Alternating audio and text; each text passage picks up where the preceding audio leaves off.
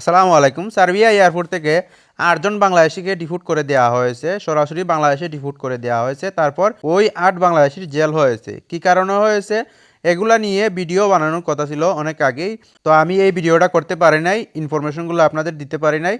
তো এই যে body contact visa, airport contact visa, immigration contact visa, এগুলা থেকে আপনারা বিরত থাকবেন। এ কারণেই এই ভিডিওটা, এগুলার কারণেই এই বাংলাদেশি ৮ জনের এই অবস্থা হয়েছে। তো মূল ভিডিওতে যাওয়ার আগে আপনাদের একটা ইনফরমেশন দিয়ে দিই। আমার চ্যানেলটা ডাউন হয়ে যাচ্ছে, যদি আগের মতো আপনারা সাপোর্ট করেন, যারা নিয়মিত ভিউয়ার্স আছেন তারা আগের মতো সাপোর্ট করেন, তাহলে আমার রিচ এঙ্গেজমেন্ট কিছুটা বাড়তে পারে। তো আমার অনুরোধ থাকবে সবার কাছে, এই ভিডিওটা সম্পূর্ণভাবে কন্টিনিউ যদি করেন তাহলে কিছুটা উপকৃত হতে পারবো আমি। তো মূল ভিডিওতে চলে যাচ্ছি। এই ঘটনাটা আপনাদের সাথে শেয়ার করি, আপনাদের কাজে আসবে। আপনারা অনেকে ইলিগাল উপায়ে সার্বিয়া বা অন্য অন্য কান্ট্রিতে বর্তমানে যেতে যাচ্ছেন। তো কি পরিস্থিতি হতে পারে আপনার, এগুলা নিয়ে আপনাদের বোঝানোর চেষ্টা করব। তো এই যে বডি কন্ট্যাক্ট ভিসা বা এয়ারপোর্ট কন্ট্যাক্ট, ইমিগ্রেশন কন্ট্যাক্ট, যেটাই বলেন না কেন, এটা কিন্তু একটা ইলিগাল প্রসেস।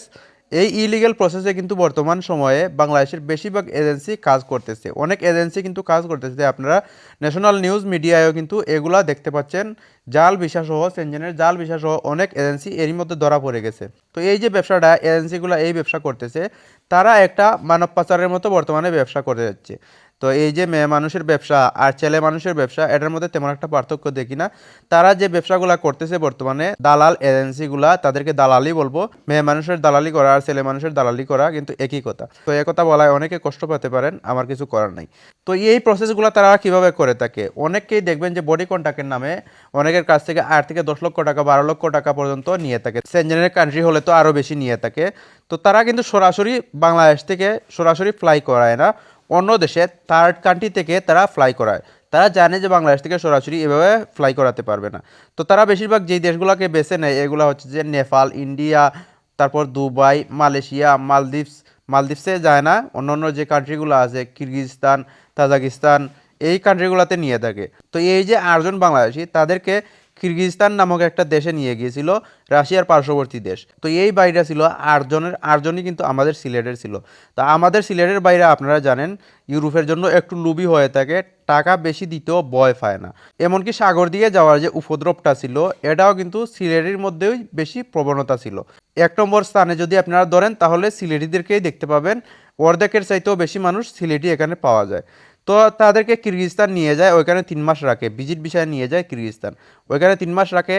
দালাল কিন্তু সম্পূর্ণ খরচ বহন করে থাকে এই ৮ জন মানুষের। আপনারা বুঝতে পারতেছেন কীরকম খাওয়া দাওয়া বা চলাফেরা হবে। ৮ জন মানুষকে ওইখানে ৩ মাস রাখে, ওইখান থেকে ভিজিট ভিসা আবার করে সার্বিয়ার ভিজিট ভিসা করার পর ওইখান থেকে সরাসরি তাদেরকে সার্বিয়াতে ফ্লাই করায়।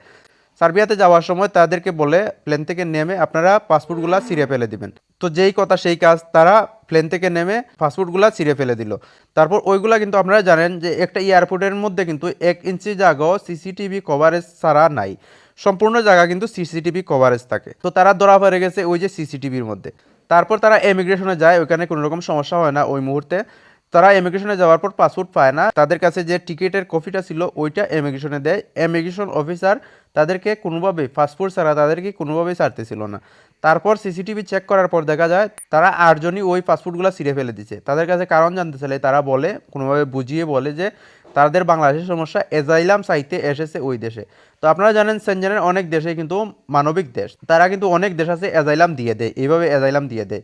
তো সার্বিয়াতে কিন্তু এরকম হয় না। তাদের অভ্যন্তরে যে লোকগুলো আছে তারা যদি কোনো কারণে ইলিগেল হয়ে পড়ে এজাইলাম চায় তাহলে দেয়, বাইরের মানুষকে অত সহজে দেয় না।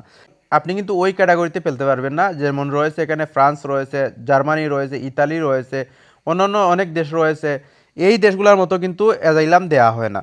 তাদের অভ্যন্তরে যে লোকগুলো আছে তাদেরকে অ্যাজাইলাম দেওয়া হয়, যারা প্রবেশ করে গেছে অলরেডি।